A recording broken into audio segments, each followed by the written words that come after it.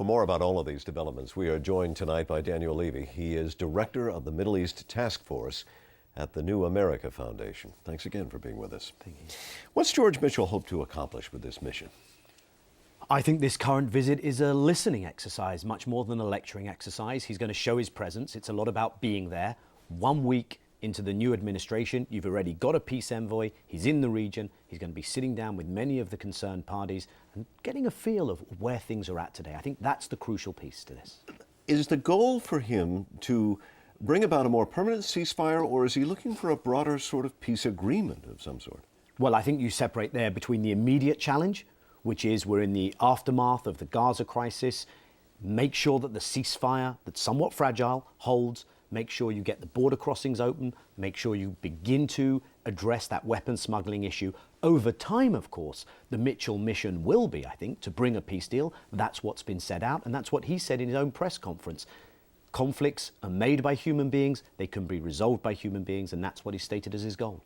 We listed the number of countries where he's going to be going. What's interesting is where he's not going.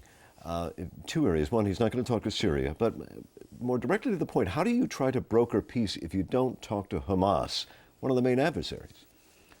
Well, I think Hamas is a huge question. I don't think anyone had any expectations that the first thing this administration did would be to talk to Hamas. But if you look But Obama does and has made a point about speaking to our rivals, speaking about our potential enemies.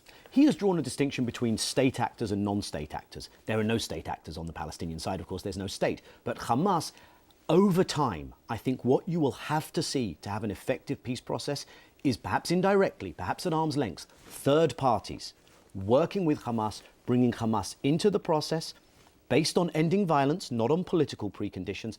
And that, for me, is a crucial lesson from Northern Ireland, where Mitchell was envoy as well. You couldn't have had a deal in Northern Ireland without Sinn Féin, without the IRA, and without the hardliners on the unionist side. So eventually, yes, one has to address Hamas. Let's switch channels and talk a bit about the president appearing on Al-Arabiya television. Why do you think he chose that particular network? Why now? Well, I think this is closing off a week of really quite remarkable public diplomacy with regard to the Arab and Muslim world. Inauguration, he turns to the Muslim world in his address. 2 days in, we got a peace envoy. 6 days in, he's giving this interview, the first interview, to Al-Arabiya. I think he's basically saying, there's change here, it's different. It's crucial for America that enough of the Arab and Muslim world thinks, okay, this is a new opportunity. And the people that are most threatened by this are, of course, Al-Qaeda and their like. So I think that's why he did it. Have to leave it there. Daniel Levy, as always, thank you. Thank you.